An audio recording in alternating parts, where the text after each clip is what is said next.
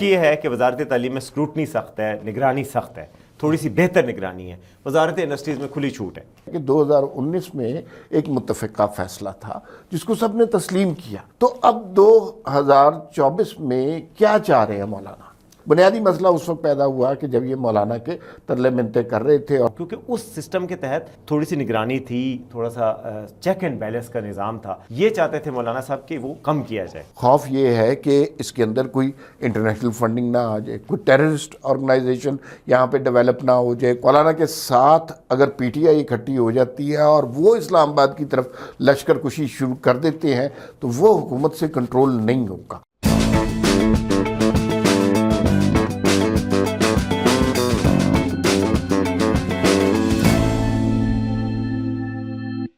ناظرین السلام علیکم. وی ٹاک کے ساتھ میں اور وسیم عباسی آپ کی خدمت میں حاضر ہیں. ویسے تو خبریں بہت سی ہیں، ہر خبر پہ بہت سارے تجزیے، تبصرے، قیافے ہو سکتے ہیں، کانسپریسی تھیوریز کریٹ کی جا سکتی ہیں اور پتہ نہیں کیا کچھ کریٹ کیا جا سکتا ہے. لیکن خبر اس وقت صرف ایک ہی ہے اور وہ بڑی امپورٹنٹ خبر ہے کہ مدارس کے بل کے ایشو پر کیا مولانا فضل الرحمان اور حکومت کی راہیں جدا ہو رہی ہیں. مدارس کا بل ہے کیا؟ 2009 میں اسے 2019 میں اسے کس نے پاس کیا تھا؟ اب کیا اختلافی نکات ہیں؟ کیا حکومت نے مولانا سے جھوٹ بولا ہے؟ کیا مولانا اسلام آباد پر لشکر کشی کرنا چاہ رہے ہیں؟ کیا پی ٹی آئی اور جے یو آئی کے اندر بڑا زبردست قسم کا سیاسی اتحاد ہونے والا؟ یہ سارے موضوعات ہیں، یہ سارے وہ سوال ہیں جو آپ کے ذہنوں میں مدارس بل کے حوالے سے ہیں. وسیم بھائی صاحب نے کل بڑا اچھا کور کیا، وہاں پہ لوگوں سے انٹرویو بھی کیے، تو تھوڑا سا ان سے ہم یہ جاننا چاہتے ہیں کہ یہ مدارس بل ہے کیا اور اختلافی نقطہ کیا ہے. جی عمار بھائی، میں اس کافی عرصے سے یہ کور کر رہا ہوں. میں جب سے صحافت شروع کی ہے، میں مذہبی امور کی بیٹ بھی کرتا تھا، وہ مدارس کا دیکھتا تھا.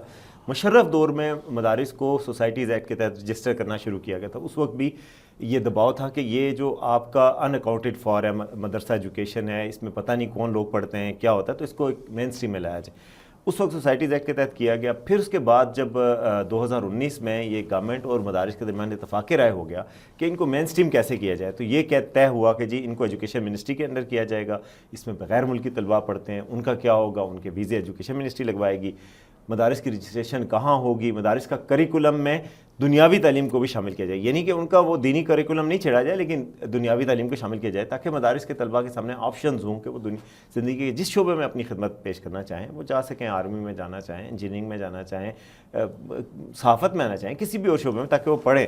تو اس کے بعد یہ بڑی بہتری آنا شروع ہوئی اور وہ کہہ رہے ہیں کہ 1200 کے قریب اساتذہ وزارت تعلیم نے ان کو دیے جو ماسٹرز ڈگری ہولڈر تھے، جو سائنس پڑھاتے تھے، میتھ پڑھاتے تھے یا انگلش پڑھاتے تھے. وہ ایک سسٹم شروع ہوا، اسکروٹنی شروع ہوئی. اس میں ایک بات تھی کہ وہ اس سسٹم کے تحت مدارس کی نگرانی اچھی طریقے سے ہونا شروع ہوئی، جس میں دیکھا جا رہا تھا کہ کون آ رہا ہے، کون جا رہا ہے، اور پھر یہ کہ تعلیم میں معیار کو انشور کیا جا رہا ہے. اب جو ہے، اور یہ ایک اچھا تھا، اس کے تحت اس وقت سب بورڈز جو پاکستان کے 5 وفاق المدارس تھے جو تمام مکاتب فکر کو نمائندگی کرتے تھے، ان سب کے دستخط ہیں. وہ ڈاکومنٹ موجود ہے، جس ڈاکومنٹ میں مولانا حنیف جلندری کے دستخط ہیں جو کہ وفاق المدارس ملتان کے ہیں، پھر جو باقی مکاتب فکر ہیں ان لوگوں کے بھی دستخط ہیں. گویا یہ ایگریمنٹ ہو گیا، یہ میٹر سالو ہو گیا 2019 میں. اس کے تحت نئے بورڈ بھی بنے. اس وقت 5 بورڈ تھے، 10 نئے بورڈ بھی تشکیل پائے، ٹوٹل 15 ہو گئے. اب 15 ہو گئے، اور اس میں جو نئے 10 ہیں وہ اسی کے تحت رجسٹر ہوئے. اس میں ایک ڈی جی بنائے گئے، جو ڈی جی ریلیجیس ایجوکیشن، وہ منسٹری آف ایجوکیشن کے انڈر ایک ادارہ بنایا گیا، وہ ان کی رجسٹریشن کرتا ہے. اب جو ہے مولانا صاحب نے جب 26ویں آئینی ترمیم میں حکومت کو ضرورت پڑی مولانا صاحب کی، تو مولانا صاحب کی چونکہ یہ کانسٹیٹوئنسی ہے مدارس، مولانا صاحب نے پھر کہا کہ میں مدارس کے حوالے سے ایک رعایت ان سے لے لیتا ہوں، کیونکہ اس سسٹم کے تحت تھوڑی سی نگرانی تھی، تھوڑا سا چیک اینڈ بیلنس کا نظام تھا.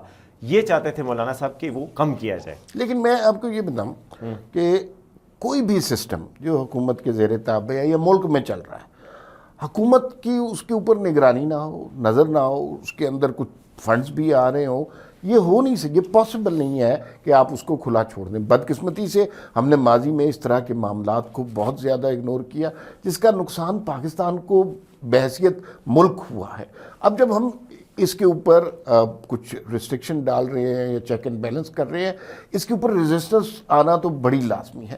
لیکن جو مجھے بات سمجھ آ رہی ہے کہ 2019 میں ایک متفقہ فیصلہ تھا جس کو سب نے تسلیم کیا.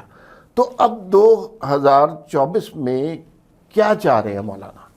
اب بات یہ ہے کہ مولانا صاحب نے اس وقت یہ ڈیل لے لی کہ مدارس ان کی کانسٹیٹوئنسی ہے، اور مدارس کی نئے کی رجسٹریشن، نئی برانچ کی رجسٹریشن ایک مسئلہ ہوتا ہے کہ اس میں آپ کو جسٹیفائی کرنا پڑتا ہے، یہ فنڈ ہیں، یہ اسٹوڈنٹ ہیں، یہ جگہ ہے۔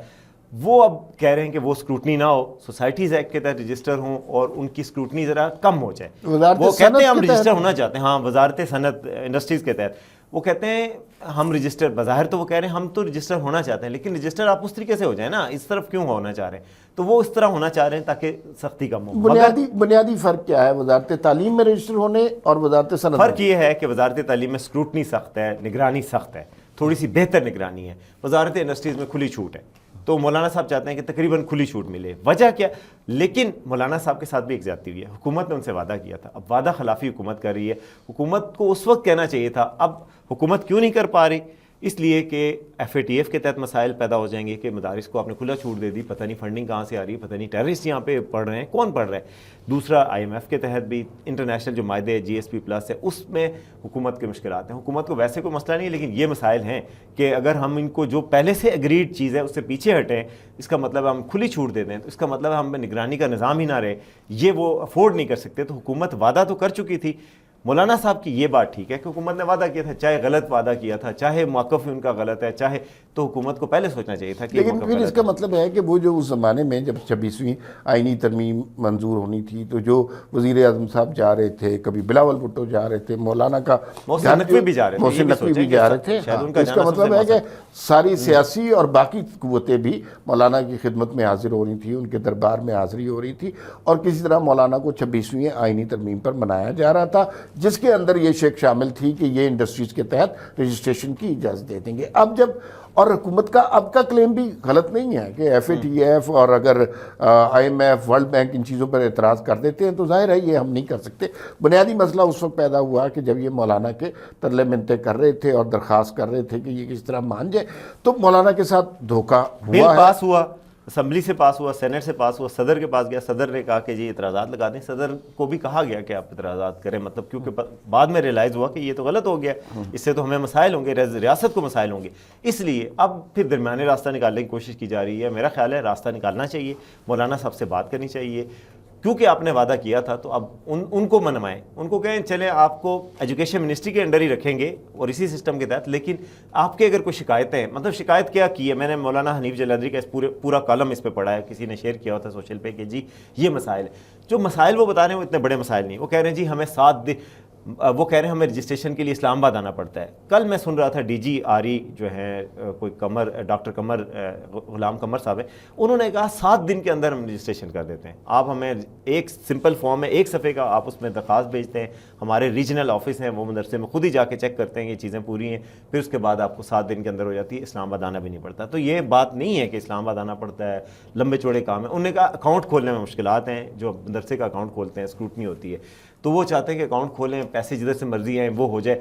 اب وہ ہے کہ اکاؤنٹ کھولنے میں بھی وہ کہتے ہیں ہمیں کوئی مشکلات نہیں جو ہیں، تو حکومت کو کرنا چاہیے مولانا صاحب سے بات کرے، اکاؤنٹ کھولنے میں کوئی مشکلات ہیں وہ آسان کرے، تھوڑی سی آسانیاں دے دے، جو آسانیاں چاہتے ہیں اسی سسٹم کے تحت آسانیاں دے دے، اور کچھ لوگ کچھ دو کی بنیاد پہ مولانا صاحب کو راضی کر لیا جائے۔ اچھا، میں لوگوں کو نا یہ بات بھی کلیئر ہونی چاہیے کہ خوف کیا ہے، جو انٹرنیشنل اداروں کا خوف ہوتا ہے کہ وہ اصل مسئلہ ہوتا ہے ان مدارس کے لیے فنڈنگ ہوتی ہے۔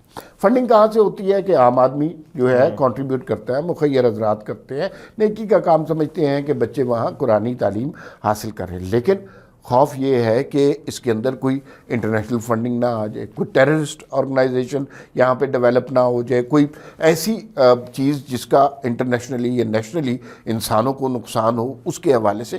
تو بہتر بات تو یہ ہے کہ ہر چیز ایک سسٹم کے تحت ہونی چاہیے۔ آپ نے ایک بات کی تھی کہ بورڈز کا بھی کچھ مسئلہ حل ہو گیا، مولانا کی بات؟ جی بالکل، بات یہ تھی کہ بورڈز نئے بن گئے 10۔ اچھا، جو 10 نئے بورڈ ہیں، کل جو وہ طارق شفیع صاحب ہیں، کراچی کے جامعہ رشید بہت بڑا مدرسہ ہے، بہت ہائی لیول کا مدرسہ ہے، جہاں پہ انٹرنیشنل تعلیم بھی دی جاتی ہے، جو آج کی دنیاوی تعلیم بھی ہے، دینی تعلیم بھی دی جاتی ہے، بڑے وہ وہی ہیں جو اسلام اخبار بھی نکالتے تھے، تو وہ انہوں نے کوئی 10,000 مدرسے رجسٹر کر کے ایک بورڈ بنا لیا ہے۔ طارق شفیع صاحب نے بھی بورڈ بنایا ہے اور لوگوں نے بورڈ بنائے۔ اب یہ لوگ کہہ رہے ہیں کہ اگر آپ نے مولانا صاحب کی بات مانی تو ہم نہیں مانیں گے، اب ہم سڑکوں پہ آ جائیں گے۔ وہ کہہ رہے ہیں کہ ہم کہتے ہیں منسٹری آف ایجوکیشن کے انڈر یہ 10 ہیں اور مولانا کے ساتھ 5 ہیں، لیکن وہ تعداد میں زیادہ ہیں، وہ افیکٹو زیادہ ہیں. یہ 10 ہیں، یہ نئے بنے ہوئے ہیں، وہ پرانے ہیں، اور وہ میرے خیال میں وہ زیادہ مؤثر ہیں. مگر بات یہ، اور ان میں سے کچھ مدارس رجسٹر بھی ہوئے ہیں. پتہ ہے آپ کو کتنے مدارس رجسٹر ہو چکے ہیں؟ 19,600. کل بتایا 19,600 مدارس رجسٹر ہو چکے ہیں، جن میں لاکھوں لوگ ہیں. یہ لوگوں کا موقف ہے کہ بھائی ہمیں منسٹری آف ایجوکیشن کے انڈر رہنے دیں. اس میں فائدہ کیا ہے کہ جب ہم نے اپنی ڈگری ویریفائی کروانی ہوتی ہے، جو درس نظامی کی ڈگری ہوتی ہے، اس کو بی اے کے ایکویلنٹ قرار دیا جاتا ہے. آپ کو جابز ملتی ہیں تو ڈگری ویریفائی ایچ ای سی سے کرنی ہوتی ہے، یا بورڈ جو انٹر بورڈ وہ ہوتا ہے، تو وہ سب ایجوکیشن منسٹری. وہ کہتے ہیں انڈسٹریز منسٹری میں ہم کس کھاتے میں انڈسٹری بنیں گے بھائی؟ ہمیں تو سارے ہمارے کام ہی، ہم چونکہ تعلیم دے رہے ہیں، تعلیم کا تعلق وزارت تعلیم سے ہے، ہم کوئی انڈسٹری تھوڑی ہیں، تو اس لیے ہمیں ادھر کرنا چاہیے. تو وہ کہہ رہے ہیں کہ وہ جو 10 بورڈ ہیں وہ اب کہہ رہے ہیں کہ بھائی ہمیں اس سسٹم کے تحت رکھا جائے. وسیم صاحب بات ختم کرتے ہیں، اور حکومت کی نااہلی پہ بھی تھوڑی بہت بات ہونی چاہیے. پہلے انہیں اس طرح کا وعدہ کرنا ہی نہیں چاہیے تھا، اور اگر کوئی وعدہ کیا تھا تو اس کو وفا کرنا چاہیے تھا. لیکن حکومت کے یہ خوف بھی سمجھنے چاہیے کہ وہ اسٹیج پر جب پاکستان کی اکانومی ٹیک آف اسٹیج کی طرف جا رہی ہے، آپ ناراض نہیں کر سکتے ایف اے ٹی ایف کو، آپ ناراض نہیں کر سکتے آئی ایم ایف کو اور ورلڈ بینک کو، انٹرنیشنل مانیٹری انسٹیٹیوشن کو آپ ناراض نہیں کر سکتے. دوسرا، حکومت کو ایک اور بہت بڑا خوف ہے، وہ پولیٹیکل ہے، کہ مولانا کے پاس اسٹریٹ پاور بے انتہا ہے. مولانا کے ساتھ اگر پی ٹی آئی اکٹھی ہو جاتی ہے اور وہ اسلام آباد کی طرف لشکر کشی شروع کر دیتے ہیں تو وہ حکومت سے کنٹرول نہیں ہوگا. تو اس خطرے سے بچنے کے لیے بڑی جلدی سیاسی طور پہ سر میں سمجھتا ہوں حکومت کے لیے بیسٹ آپشن یہ ہے کہ مولانا کو کسی صورت ناراض نہ ہونے دیں. میرے خیال میں مولانا صاحب کو منوائیں، اور یہی مشورہ نواز شریف صاحب نے اپنے بھائی شہباز شریف کو دیا ہے. ہمارے عارف ملک صاحب کی سٹوری بھی تھی کل، اور اس میں انہوں نے کہا کہ ان سے میٹنگ ہوئی اور انہوں نے کہا کہ مولانا صاحب کو اپنی سائڈ پہ ہی رکھیں، ان سے بات کریں، ان کو منوائیں. اور مولانا صاحب ایک وہ آدمی ہیں جو بات مانتے ہیں، لاجک سے بات کرتے ہیں. کل یہی بات عطا طاہر صاحب بھی کہہ رہے تھے کہ مولانا صاحب ہمارے تعدی رہے ہیں اور پی ڈی ایم کا سربراہ رہے ہیں. یعنی تحریک اعتماد جب آئی تھی پی ٹی آئی کے خلاف تو وہ یہ لائے تھے. میرے خیال میں سیاسی طور پہ اس حکومت کے لیے بیسٹ آپشن یہ ہے کہ مولانا صاحب کو منوا لیں، منت ترلا کر کے، جس طرح بھی کرنا ہے ان کی کچھ مانے کچھ لو کچھ دو کر کے مولانا صاحب کو منوائیں. لیکن آپ نے بتایا کہ نواز شریف صاحب نے شہباز شریف صاحب کو مشورہ بھی دیا ہے، لیکن ہمیں یہ دیکھنا پڑے گا شہباز شریف صاحب نے آج تک نواز شریف کی کتنے مشورے مانے ہیں. فی الوقت اتنا ہی، پھر ملاقات ہوگی. اللہ حافظ.